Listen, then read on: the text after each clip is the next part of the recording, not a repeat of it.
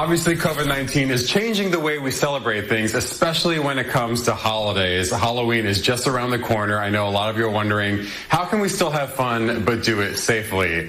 Elaine Swann to the rescue. She's our favorite etiquette expert, and she's joining us today.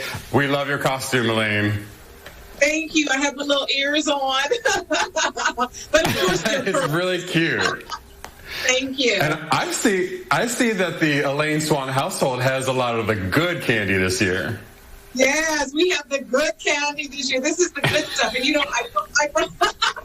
kids love the good. No one wants to, well, I won't talk about the candy corn, but I brought in some really good this year because, Halloween is definitely different right now. We have to do so many things that are different. And one of the things that I say is that, really kind of think outside of the box. And we're doing everything virtually now.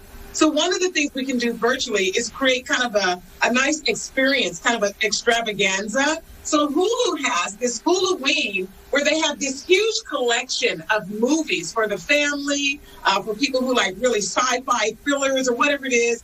The great thing is they've got movies. So my recommendation is to maybe create an experience that's a movie night for the entire family.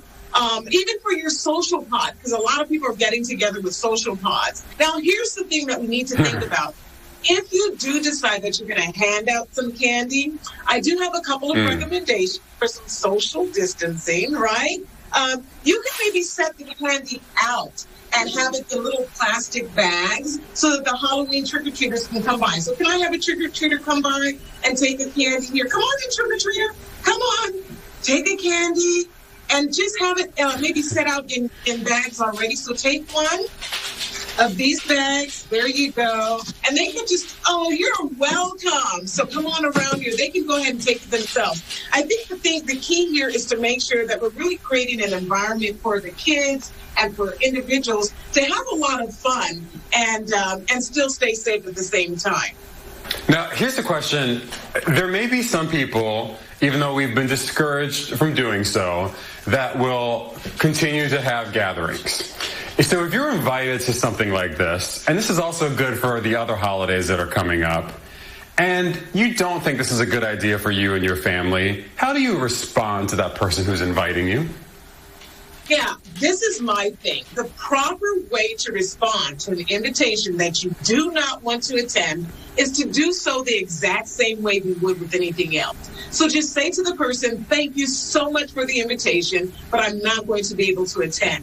And leave it at that. This is not the instance where you would kind of get on your soapbox and tell the person about all the things they're not doing properly for social distancing. So don't do that. Just tell them you won't be able to attend and leave it alone as far as that's concerned. Because the key is we want to make sure that all of our relationships are intact after this whole pandemic is over.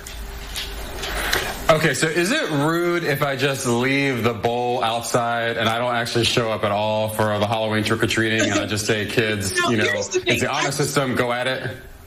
Yeah, you know what? I would say instead of leaving the bowl outside, leave something like this. Let's have another trick-or-treater come by. Leave a tray outside and have the trick-or-treater come on over. Just pick up one.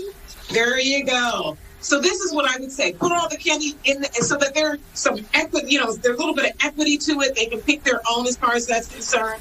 And then one other thing I do encourage parents to do right now is for them to make sure that they're teaching their children good manners.